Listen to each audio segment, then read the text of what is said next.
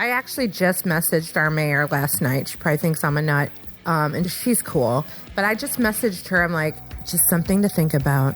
When we come out of this, we will need more co-working spaces because commercial leases, I think, are going to decline. I'm just putting it out there. She has not responded yet. I'm sure that was the top fucking thing on her list to get to this morning, Gina.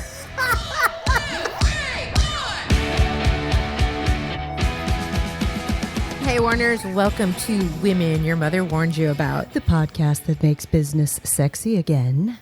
I'm Gina Trimarco, sales trainer and consultant at Pivot10 Results and founder of Carolina Improv Company. And I'm Rachel Pitts, mommy, wifey, and a mortgage loan officer for U.S. Mortgage. And Keith's not here.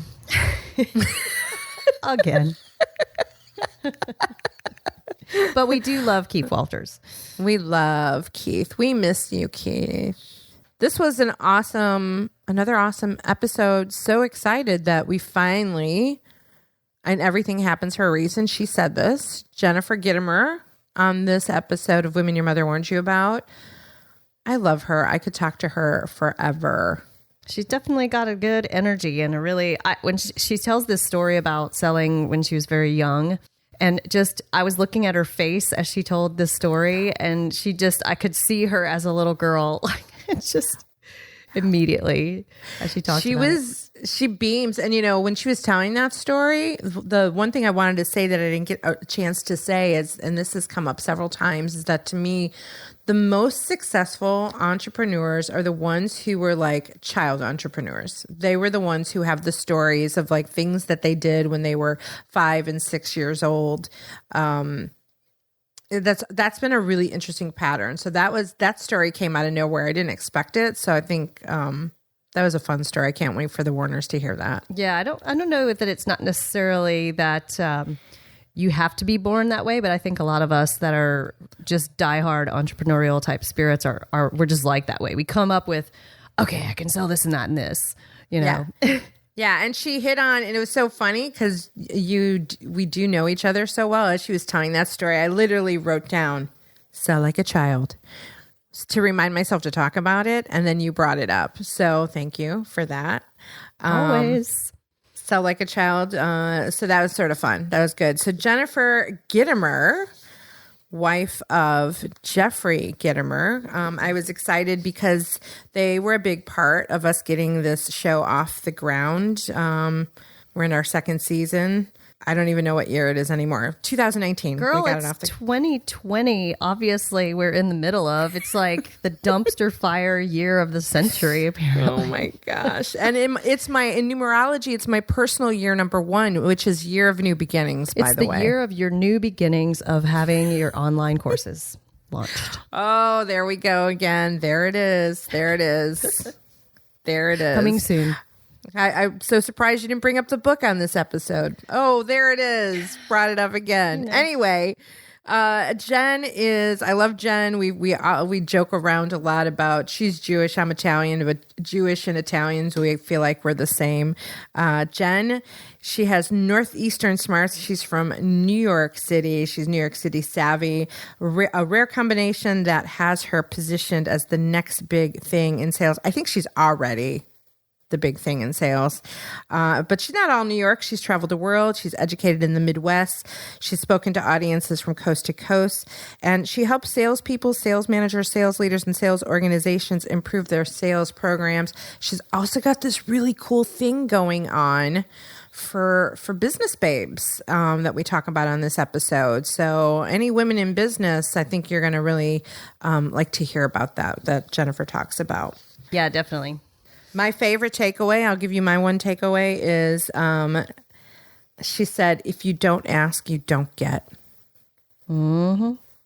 Love that. If you don't ask, you don't get. Any takeaways for you? I think my biggest takeaway would probably be that the advice she says near the end of that she wishes she had received, which is just be more of yourself. And we hear that messaging sometime, but it's so true. And it's, some people learn it sooner than later, but just be yourself. Stop trying to be what you think you should be. Just be yourself. Yeah. And you will be so much more successful because you are uniquely you. and you have something that no one else has. So do that. Yeah, and it was a nice little surprise at the end. I don't think it's gonna. You never know what Doug will do, but it was a nice little surprise after we ended the podcast that we got a chance to see and talk to Jeffrey Gitomer in his fun, cantankerous way. That's always fun because you don't know what's going to come out of his mouth. That is a man who is always 100%, if not more, of himself, and has been a big role model for me for years and years and years, which is what led us to Women Your Mother Warned You About. He's a big proponent of women in business. We love him. So let's sit back and listen to this fun interview with Jen Gitomer.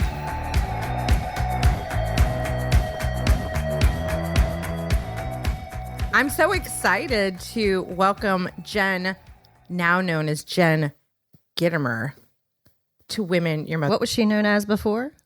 Jen Glockow. Glockow. People would always get it wrong, and I'd be like, it rhymes with luck, but it's Gluck. And then ow.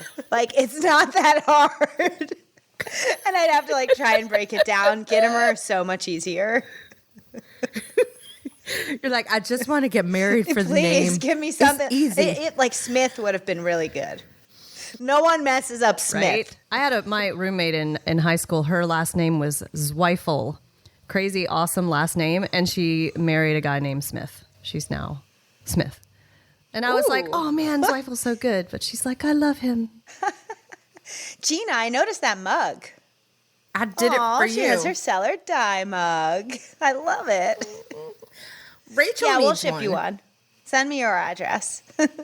Well, speaking of Cellar Die, I mean, this is like you're part of our you're like a podcast mama for us because you were part of our birth.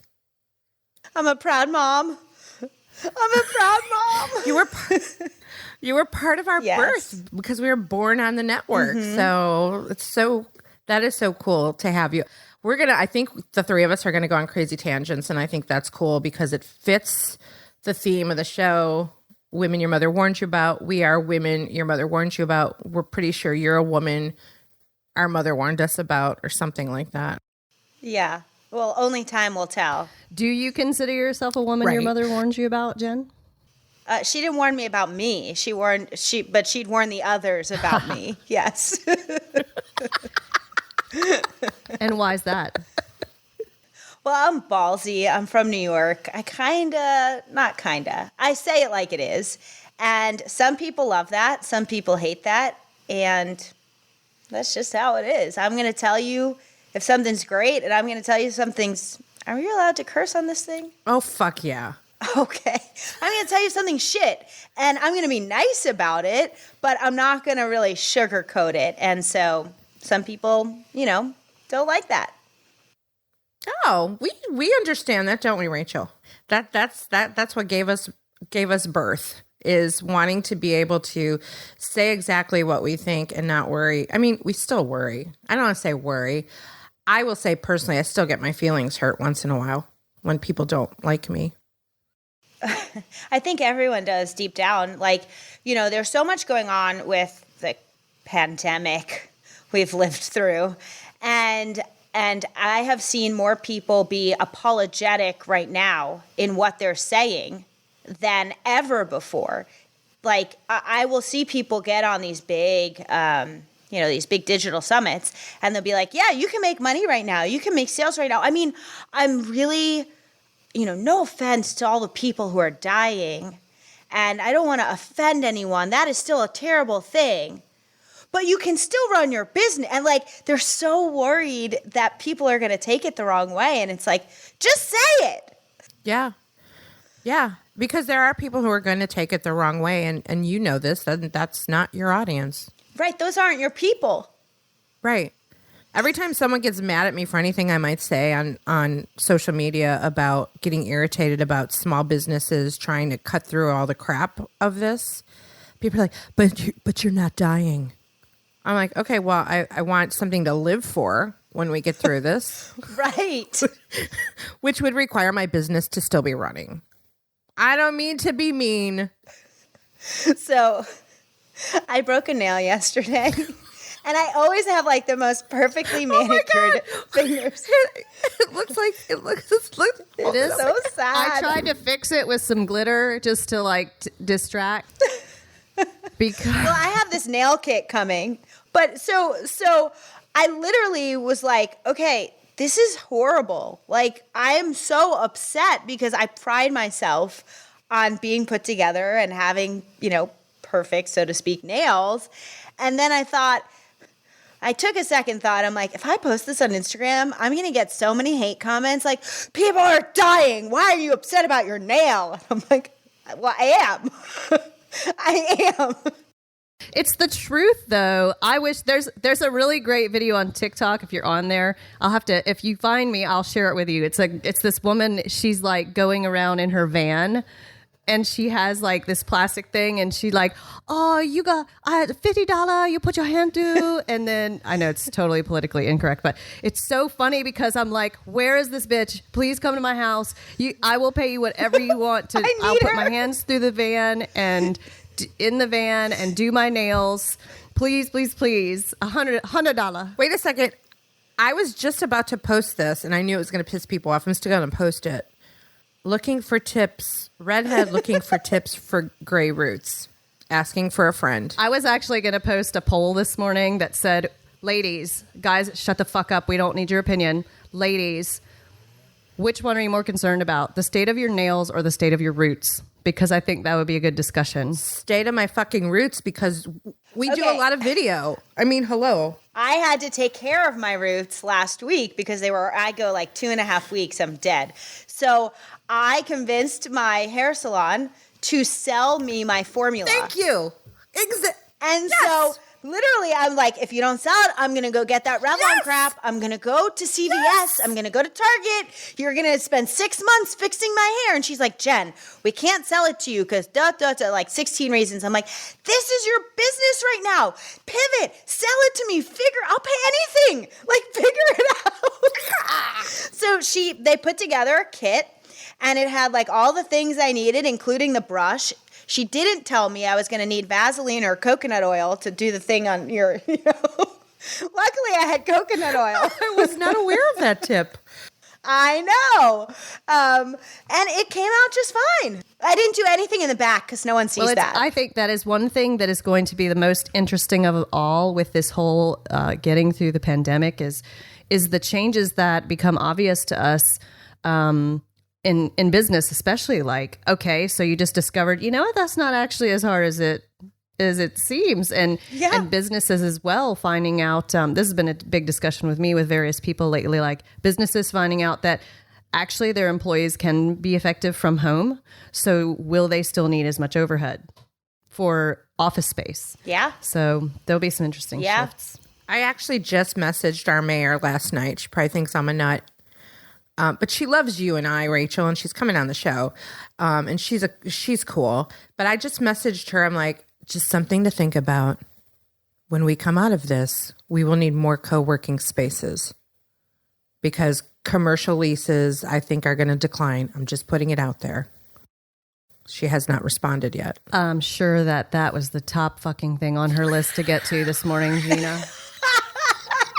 It was the most important. Like, email from Gina. Let me put the state of the entire city on the back burner and get to Gina's important shit. I'm just trying to provide a little levity, a little distraction from the She drama. actually was watching my live yesterday. I saw her watching See? my live, which was good because she knows that she's behind the platform that I stand on for domestic abuse. So, it was cool. I saw her pop on. I was like, ooh.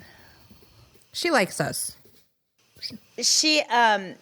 I've seen a lot of really cool business pivots, like really cool that I'm like, oh, this is not just a pivot for right now. This is something some of them can continue to be doing after and have an additional revenue What stream. are some of those pivots that you've seen? Okay, so, the hair one that I told you about, like, they could continue to sell those kits because they're sometimes booked out so much. Like, let people do it at home once in a while. In between. Yeah. Hello, Brittany. They're still making. Brittany, we love you. but please give me my hair Well, color. I think there are some laws that DHEC has in place. Maybe it's not DHEC, but there's some laws that they don't like to let just every Tom, Dick, and Harry and Mary Sue have these chemicals. I think that's one of the reasons that they have an aversion to that. There's some regulations that's a good point. in place. All right, regulations. I only know that because my ex is a hairstylist. Gina will talk to the mayor. It's all good. Gina will talk to the mayor. So, okay, another one is like my yoga studio is doing live stream classes 4 or 5 times a day. So they took all of their normal class schedule and they put it on live stream, and they're getting hundreds of people to show up on Zoom. And now they can service people not just locally, but from all over the world, which why would they not continue that as an added bonus, as an added subscription service after this?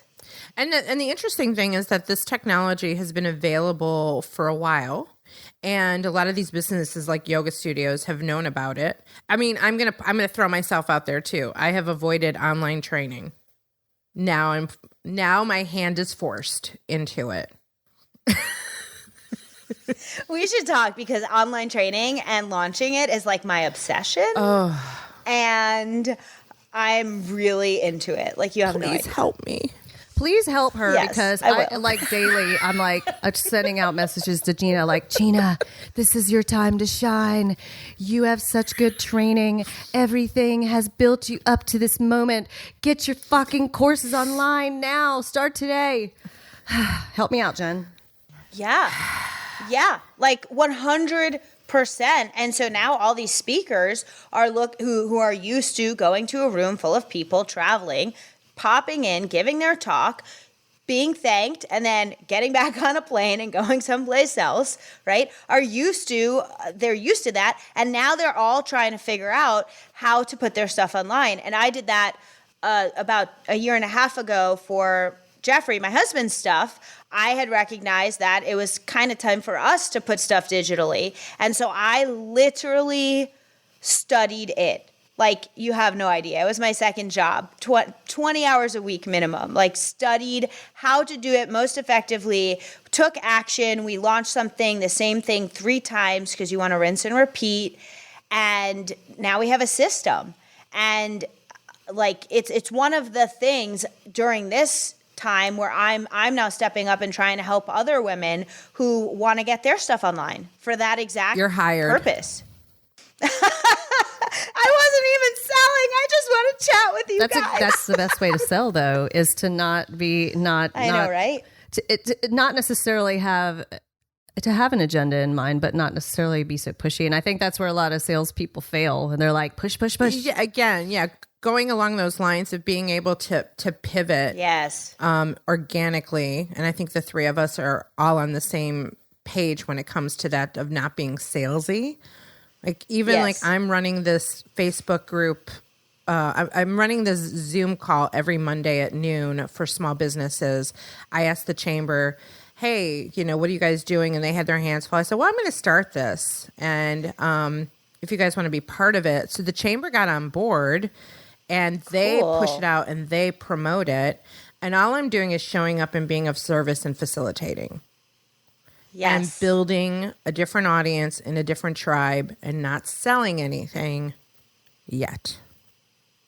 That's the key word, is yet. Yet. So I believe right now you can sell, but so I've always believed in giving value first and showing up and giving and being of service. And now more than ever, you need, in my opinion, you need to be even more of service and establish those relationships even deeper before you ask for a sale, before you invite someone to any kind of opportunity, because they will value, these people are showing up on Mondays to see you and to get light, because honestly, Gina, like, you're like just like a beam of light and fresh air, and literally I can probably like feel you through the screen during those meetings, just making people laugh and challenging their thoughts. And people need that right now more than anything. And I think that right now is a time where people are going to either emerge as leaders, or they're going to be kind of left behind. And it's how you're showing up and standing up. And there's a lot of people who are like leaders or were leaders, in my opinion, before this to me. And they're like, well, you know, however people handle this is totally fine. Some people are going to be like in their own world. And just because they're not showing up and stepping up doesn't make them less of a leader. And like, okay, you can think that, but who are people going to remember when this thing is over? They're going to remember the people like you guys who are stepping up and showing up and serving up even more than ever before because you helped them get through this time. Exactly. Amen. And it's done authentically. Oh, yeah. Yeah. It's done authentically. Because you're a kind person. The other side of it is I was talking with my husband yesterday that I take the weekends like a weekend, but during the week, I actually have a more consistent routine right now with like how I work out and how I run my days. And I still make prospecting calls every day and log them on my log sheet because they're not necessarily prospecting calls as far as selling, but I'm just calling to check up on people and let them talk, like people in my field that I'm interested in doing business with.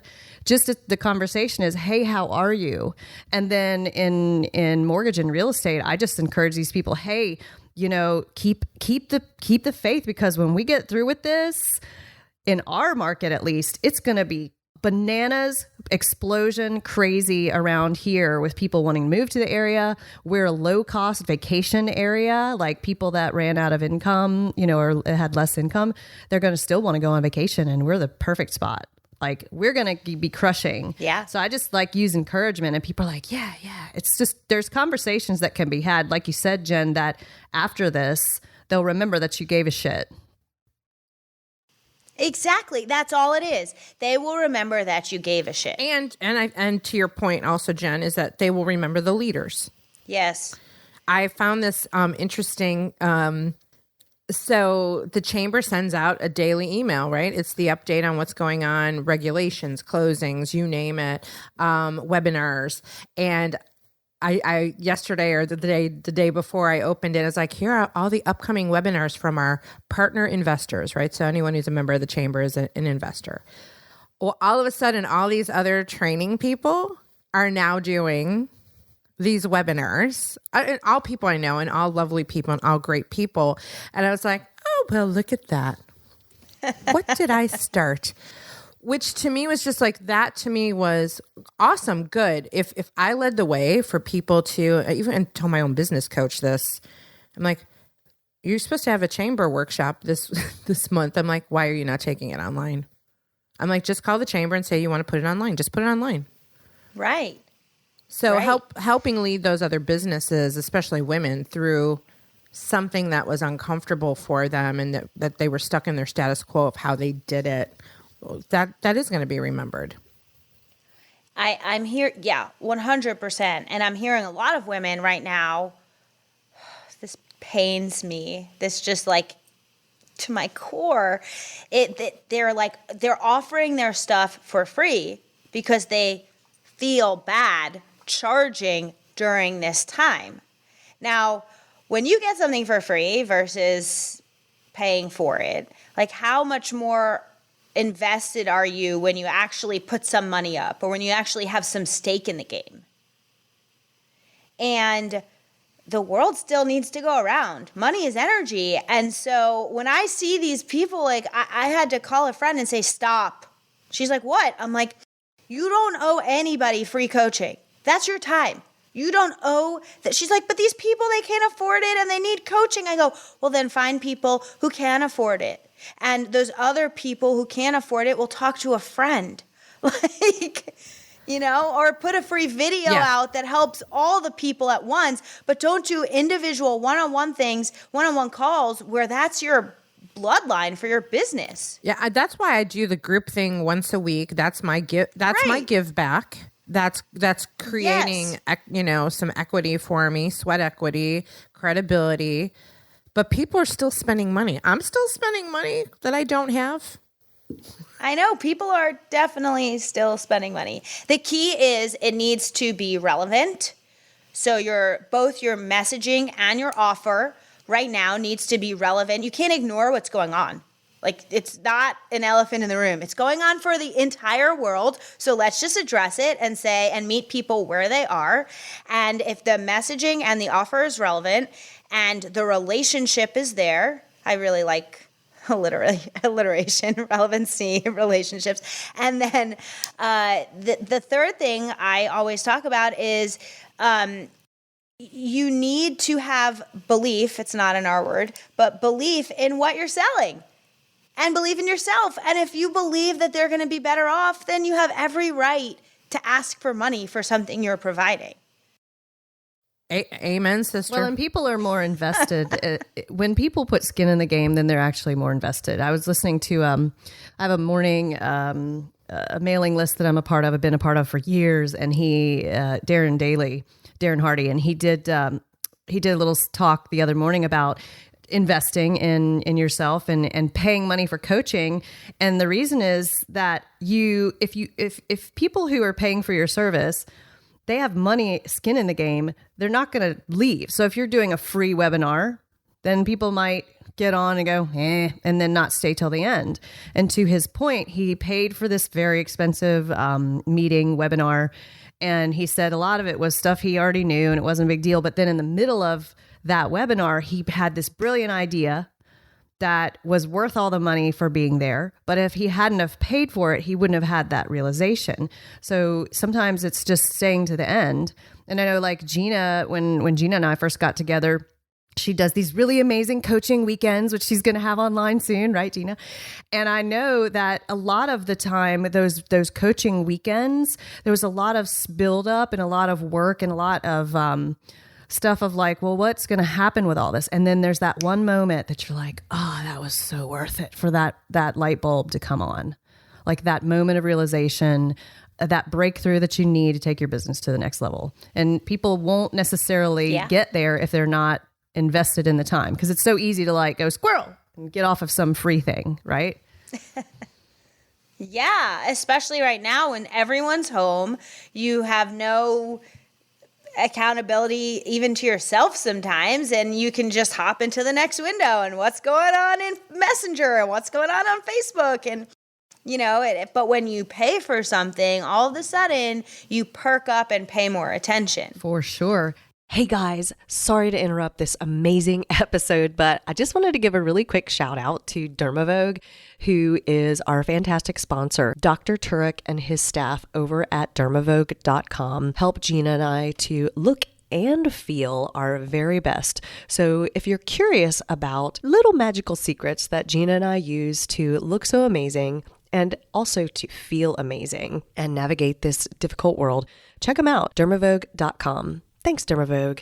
Hey, Jen, why don't we, if you don't mind, so we don't miss out on all the stuff that we wanted to hear from you, let's go back and rewind and talk about your sales career and how you got where you are today. Because we were in pandemic tangent land, but I want to hear about it's totally juicy stuff. Yeah, though. super good. I want to hear about how you started. I know you started in Saks Fifth Avenue as a sales associate. Is that your first sales gig? So my first true sales gig or entrepreneurial gig was when I was probably about 5 years old. My grandma would take me to the supermarket on Saturdays with her, and I thought it was boring. So I started to look at what was going on outside, and I realized there was all this foot traffic going into the supermarket. So I decided to start, for the next weekend, I would bring my box of beads and make bracelets. And I would sell these bracelets outside the supermarket. And what I realized was people didn't want the bracelets that I made. They wanted custom bracelets for them. They wanted their bracelets, right? And so because that's what they perceived to be more valuable than what I thought was cool, which is totally fine. It was a great lesson. And so I would have them pay me in advance. They trusted this little kid, because who wouldn't? And then the following week, I would deliver their bracelet. And right outside the supermarket, same time, same place. And so that was my real first get into sales kind of thing. And then I was always competitive. Like when I went to a Jewish school growing up, so we didn't sell like the Girl Scout cookie kind of things, but we had a huge contest like that for a different thing. and I wanted the boom box. I mean, I was going to get that boom box no matter what. And I just went on it. I called every one of my parents' friends. They had no idea who I was. And so, some of them, right, they had never met me. I didn't care. I called their clients. I called everybody. And I sold them cookies. I was like the top cookie salesperson at the school. I think I hit like a record for decades. Like, no joke. That's how obsessed I got with it. And so I realized like I really liked selling. And as I started to get into it, like I did work at Saks Fifth Avenue in New York City on the men's floor, and I did style men and stuff like that. And I worked at boutiques, and I worked in my parents' business growing up, and then various other jobs that all involve sales, or I made them involve sales.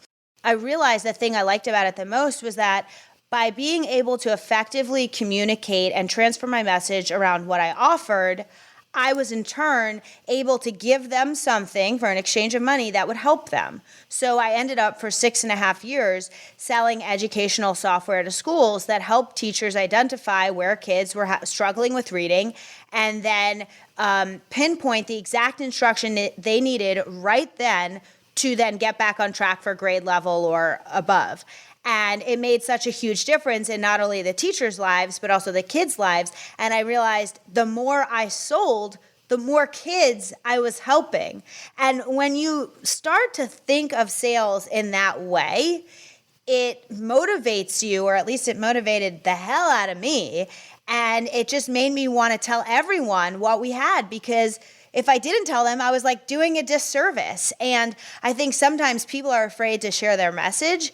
And when you have such strong belief in it, no matter what it is, like I sold Cutco knives.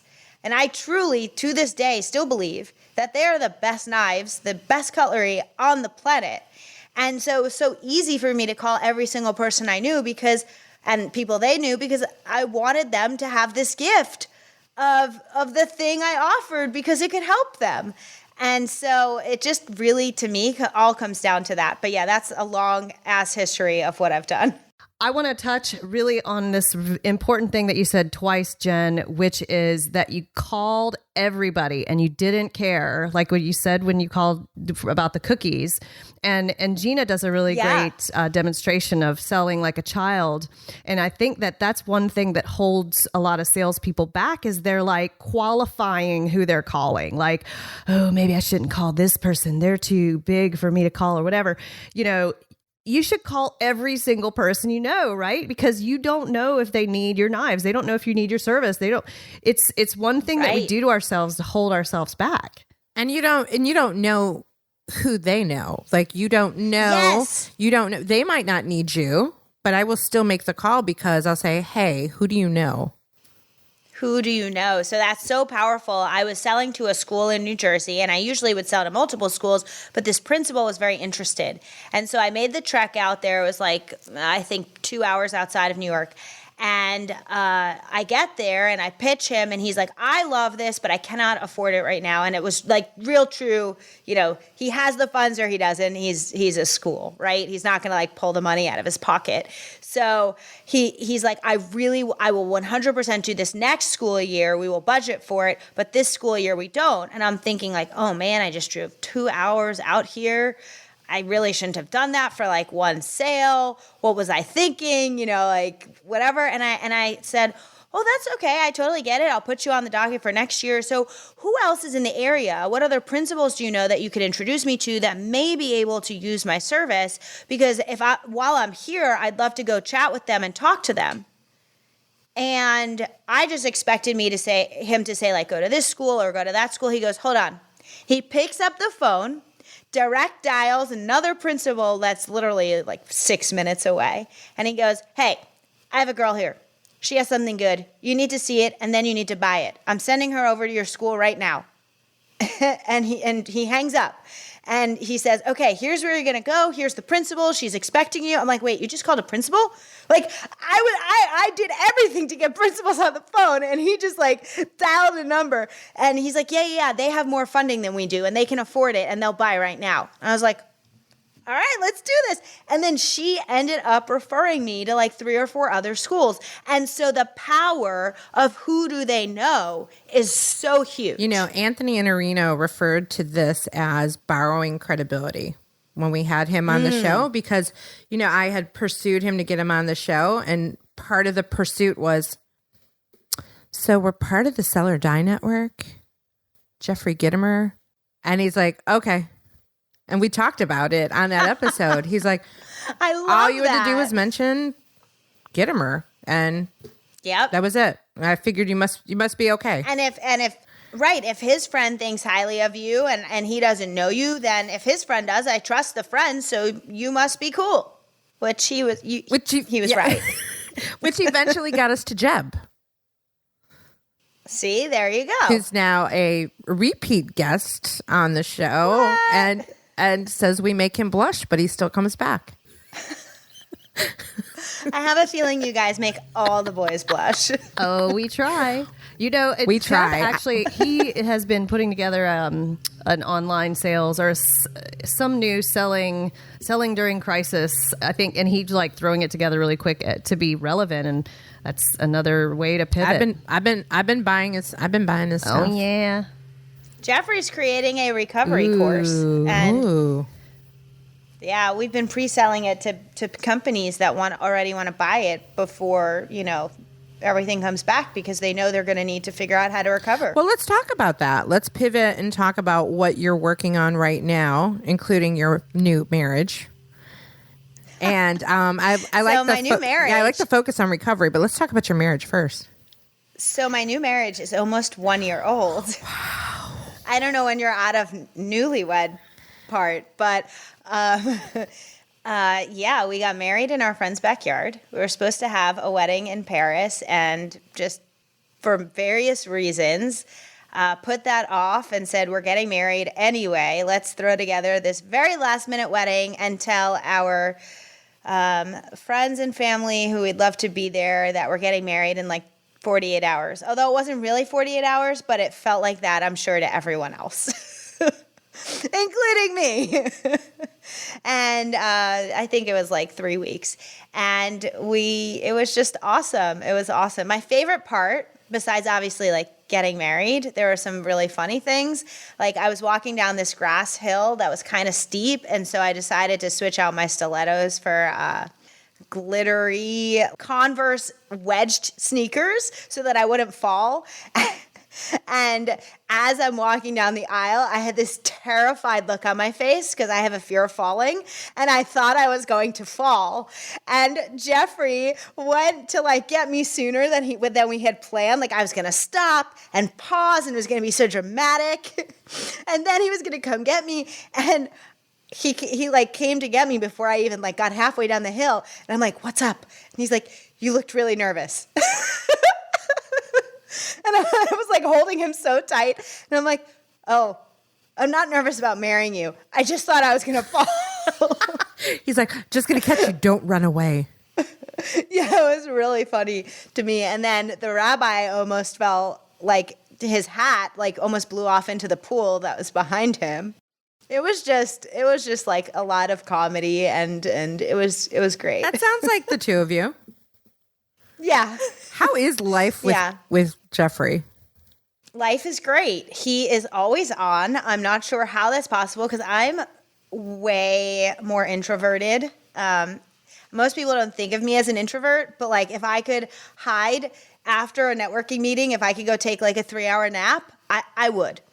And I am very well at being an extroverted introvert, but he is an extrovert, and he is always on and always wanting to talk to every single person. And I'm like, can we go? More people. But it's great. It's great. It's challenging, and in terms of like we challenge each other's thoughts. We come up with great business ideas. We have a ton of fun. We're traveling. What's not to love?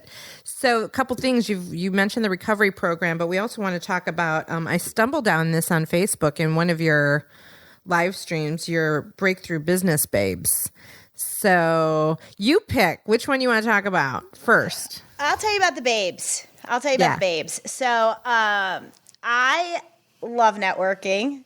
And when I was living in New York, I would start these networking groups. I started a group that grew from like 0 people to, well, me, so 1, to like around 50 people who came consistently every week because there was an attendance policy. And we just kept growing. And sometimes we'd have 80 people in the room because we'd have visitors. I mean, it was incredible. And not only was that how I grew my business, but I made lifelong connections of people that to this day, I haven't been back in 5 years or so. To this day, I talk to some of them on a weekly basis. They will be lifelong friends. I've been to their weddings and just life events and business stuff. And so I realized the power of networking and community.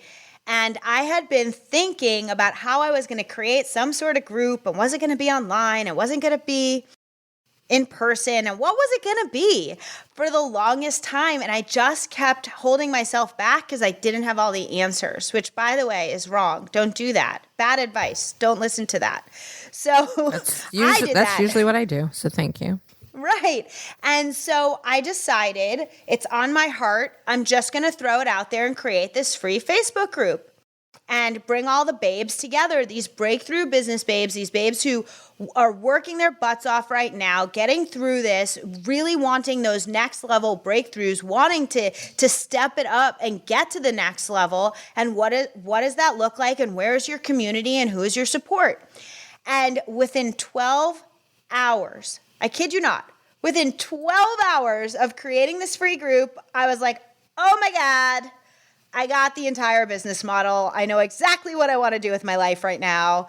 And I know exactly how I want to pivot. And it all came together. And that realization would not have happened if I didn't do the thing that was on my heart, if I didn't trust my intuition and my gut and just say, I don't know what I'm doing with this, but I'm just going to throw it out there. And so do you want to know what the thing is? Yes, we're dying to know. Okay, so it's going to be more of a VIP community, an online networking community. There's going to be 2 networking meetings a month. I'm going to be like the Yenta from Fiddler on the Roof. Matchmaker, make me a match. That's going to be me because that already is me in my real life. And so I'm going to be making these business matches for the babes that join this group, the Breakthrough Business Babe VIP community. I'm going to be not just hosting these online networking meetings, but also matching people who need to be matched. So I might say, Gina, you need to meet this person because da-da-da-da. And it's like a win-win match. Like they need to meet you, you need to meet them. Rachel, you need to meet this person, and here's why. And it's going to be an online community. My mouth is dropped because all these ideas, because I'm an improviser, all these ideas came to me. I'm like, what a model. Because thanks. It's like dating. You could do this whole Yenta dating thing. Like, who do you need to be hooked up with? Exactly. Tell me your wish list. I will give us the checklist of everything they have to have on the list. What are the non-negotiables? Tell me your non-negotiables. Yes. Yeah. And so it's funny because everyone I've told this to is like, oh my God, this is so you. This is like, when you are launching something, anything in your business, you need to feel total in alignment. And I'm sure you guys can feel like the shift in my energy, my excitement, because I know that this is the thing. And I am like so excited for it. So the waitlist page is up. We're going to start accepting applications this week. And I know it's all, I have to act fast. Like it's all fast inspired action. And that's a really good thing for you as the listener. When you have an idea that your gut is telling you just go for this, you have to go for it. You have to take fast, inspired action, or you will keep double guessing yourself and overthinking things to the point of inaction. And so I am literally like just going with it. It's improv. Oh yeah, you got to jump on it and just jump with both feet. It really is. It's really just throwing. I call it throwing things at the wall and seeing what sticks. Yes. Yeah. So I'm envisioning 2,000 members in this group before the end of the year. Put it out there. Tell the universe. I am telling everyone I know. Where will women be able to, where would the babes be able to find this information? Let's check that out. Let's just find out where that. I love that you aren't sure because it's so fresh. Let me get that link. Yeah. If you don't have it off the top of your head, Doug will put it in the show notes. We just want to make sure we promote it, and maybe we want to apply. I definitely will. Well, I think I think it's going to be breakthroughbusinessbabe.com/waitlist. I will double check that and get it to you, but breakthroughbusinessbabe.com/waitlist. Yeah. That's exciting. And yeah, I'm super stoked. Each member is going to have 5 minutes at different times, but during each meeting, one member will present on their business and go deeper into their business. And every member will get time to give their commercial and say who they are and who they want to meet and all that jazz. So I'm so excited to bring women together women who are doing amazing things need to stick together. And I don't know if you guys hear this because you interview a lot of amazing women, but I've been on Zoom calls recently with a lot of females who say, I wish I had other female business friends who were doing the cool things, who, were thinking big, who were trying things and being a leader right now. And I only know a couple and they don't know each other. And so my feeling is the exponential power of bringing these women together is going to be just so huge. Oh, huge. Jen, I think of myself a little as the Italian Yenta in connecting people. And we've talked about this, yes. Jewish, Italian, we're kind of the same. We're the same. And we've had several amazing women on this show who are like really powerful, successful women. 3 in particular that come to mind: Jennifer Brown, Jacqueline Jazanowski, and Tina Clements. And they all live New York, New Jersey. And on my last trip, I was in New York, well, really Jersey, in December for New Year's Eve and my birthday. And JJ and Tina knew each other, but they didn't know Jennifer Brown. So I came to town and organized a dinner so that they all could meet each other. I'm like, you guys all live here. Super jealous. Side note. So you guys should be hanging out. Sorry. Now we got to wait to go back. And now we do these occasional, we call them the women posse calls to just talk, because what came out of that dinner was, it was interesting that everyone was like, I just feel like there's no other women I can talk to. And it was fascinating that, but that's also what created Women Your Mother Warned You About, because Rachel and I were sort of feeling the same way, that people didn't really get us and who do you go talk to? Yeah, we were drilling down our who is our ideal avatar the other day, and I said, and it just came out that it's so true. Like, we're the powerful women. It's super type A, super motivated and excited, and always positive, and we cry in the shower sometimes because we have no one to talk to. Like, or on the kitchen floor. Yes. Yeah. Yes. I have been crying on the kitchen floor.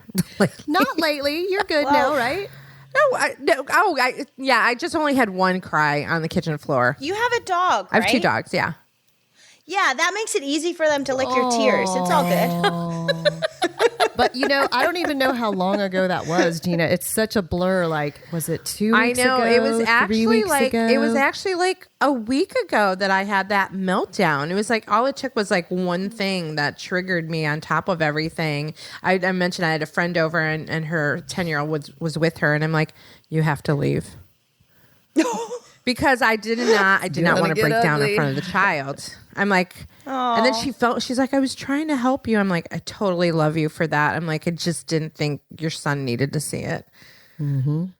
I want him to still like me. We're both Capricorns and we have the same exact birthday. So I just want to make sure he loves me. So I'm sure he does. Let's talk recovery. Yeah. Let's talk recovery. How can businesses recover coming out of this? Because when this airs, this will be May, and praise be, I hope we are in recovery. On the way to recovery, at least. Yeah. Yeah, and I think a lot of businesses already right now, as we're recording this, are even on their way to recovery as they're figuring out their new normal, how they're working, all the online tools that they needed to connect with each other. And hopefully by then the government will have sent small businesses some money because I think that will help. But it's really about the relationships and what you're doing to invest in those relationships. I don't mean invest money. I mean invest your thoughts, invest your time, invest your goodwill, and how you're setting the stage to help them. Because you have to think about your customer and where they are right now, wherever right now is, whenever right now is, wherever they are, right? And you have to literally like be the Cinderella, like put on their shoe. Okay, and figure out, like, take a walk in their steps. What do they need right now? And if you can answer that question, you can begin to recover more easily because you can figure out, here's what they need and here's how I can help them. And it may be a little bit different than what you were doing. It may be the same but different, but you have to figure out your new role in that. And it's not easy to take a walk in your customer's shoes. If you have no idea what they need, here's the trick. It's kind of old school. You pick up the phone, you call them, and you say, hey, I wanted to talk about what's going on right now and how you're doing. And you listen. That's it. You don't ask a bajillion questions. You just listen to what they're saying. And Rachel, it goes back to what you were saying at the beginning of the show, where you're calling your current customers, your former customers, people you know, all the relationships you have in a prospecting kind of way, right? Where you're not trying to sell them anything. You're not prospecting. You're more so nurturing that relationship. I think I would call it nurturing and maintaining that relationship and hearing what they're going through. Because they're going to need to be heard. And I know that's kind of girly because a lot of men don't, not all men, but a lot of men don't think that like, well, I don't need to hear them out. They don't need to, but yes, they need to be heard. And you should be using their language to talk to them in exactly the place they're in and figure out how you can help them from there. And what an advantage for women, because we are wired to be better listeners. Sorry, guys, for the most part. And so this is a great time to take advantage of that and really just be in the listen. You can still, if you want to go sell, but now more than ever, the empathy piece, the listening piece. And Rachel probably hit me over the head when I say this. So I had a client reach out to me yesterday with like, hey, I have an idea. Could you take some of your team building online? Because I'm pretty sure I could talk my boss into spending money on that. We have an engagement committee put together now on how we can help our employees through all of this. And so then what? I was like, yep, I will have something for you tomorrow. Yeah. Good girl. There you go. There you go.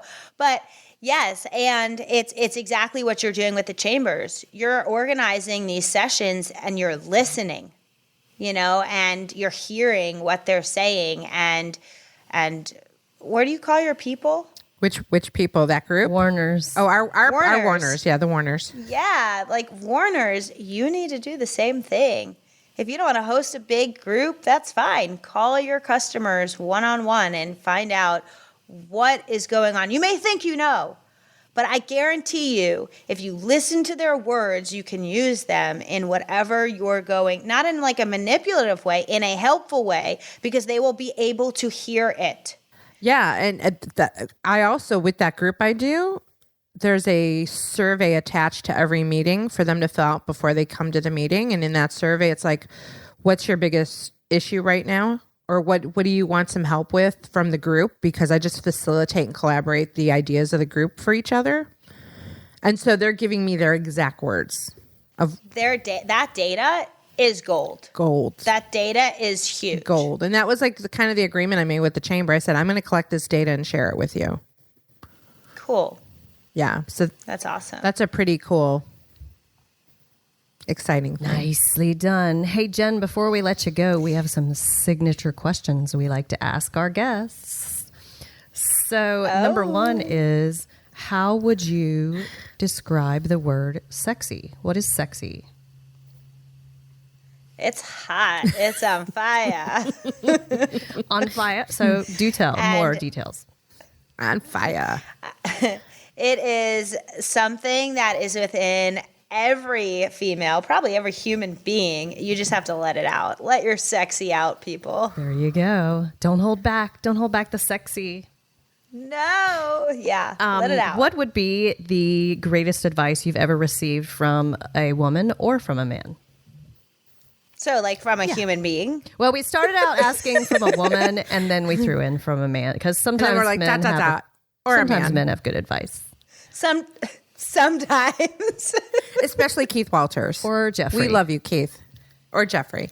Or Doug. So when I was very young, my mom said, if you don't ask, you don't get. And she ironically said it like right near the holidays. And so I doubled my holiday list that year. Nice. I think it backfired on her, but it became a sales mantra for me. If you don't ask, you don't get. What's the worst that can happen if you ask? They say no. Guess what? By not asking, they're already saying no. So you're already getting that answer by not asking. So I just love that because it's so simple. If you don't ask, you don't get. Just freaking ask. Very nice. And what about the advice that you wish you had been given? Oh, there's so much.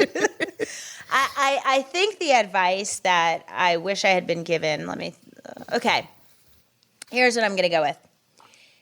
You don't need permission to be yourself. Just be yourself, and whoever likes you. Whoever doesn't like you, screw them. Just be yourself. And I think that especially girls growing up need to hear that more often. Oh yeah, you can say that. I just had a flashback to Gabrielle. I did a podcast with their daughter. I love the kid. She's it's hard though, because I think that's one thing. I mean, my daughter's a tween, and I see her. She's so creative and brilliant in the things that she's creative and brilliant in. And she sometimes gets outside of her box thinking that she needs to be brilliant in that over there that somebody else is doing. And, it takes so long. It took me so long, still taking me a long time to believe what you just said, Jen, that just be 100% yourself and your tribe will be attracted to you. Yes. 100%. It's so interesting because all those kids right now, right, they're so obsessed with TikTok. And what do you do on TikTok? If you want to have a good video, according to a kid, this is what I've been told by an 11-year-old, is you need to copy the dance moves that the kids in the Hay House or whatever that fancy schmancy house is that they all live in, the creator house, that they're doing. And I'm like, but why do you need to copy it? Why can't you make your own?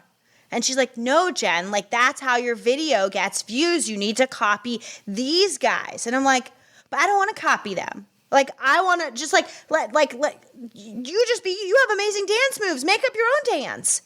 And so now it's kind of interesting because to me, that's a life lesson, right? You don't need to copy all these people that are, at the top of the social media ring, whatever you want to call it. And all these kids on TikTok think that you do. And when she started incorporating her own dance moves in there, she actually started to enjoy it more. Because now she'll be like, hey, look at this dance I made up for TikTok. And it doesn't matter if it doesn't get a lot of views, she's having fun. What a great lesson, because that is such a lesson in what is your unique selling proposition, right? What is your differentiator? And I've been watching TikTok because I'm over Facebook and I just want to laugh. So I've been watching all these TikTok. I'm like, oh, it's the same dance. Oh, it's the same dance. Oh, it's the same. I'm so bored. Is there something? Savage. Is there? And I'm trying to get the moves down and I'm dancing with myself and I'm like, I am so bored with this. Do something different. Disrupt.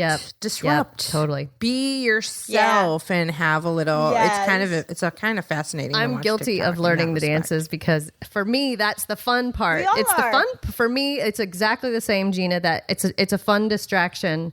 But I have been trying to come up with, as we talked about at the very beginning of this, like, how can this be utilized? Because it's huge right now. There's a lot of people flocking over to TikTok because it's a lot more fun than some of the doom and gloom that people are focused on Facebook. Something. So Gina and I are working on it.